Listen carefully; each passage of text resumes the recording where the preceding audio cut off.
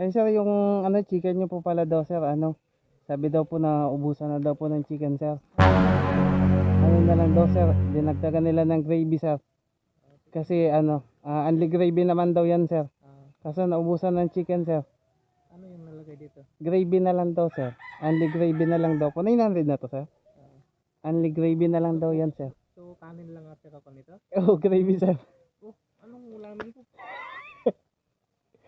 Only gravy na lang daw sir. Ano na rin? Doon lang daw refill sa may ano McDo sir.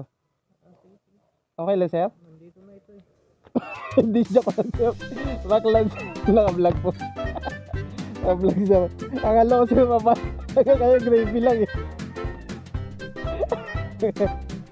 Ito tao, sabi ko, akala ko mag-only gravy ka na lang sir eh.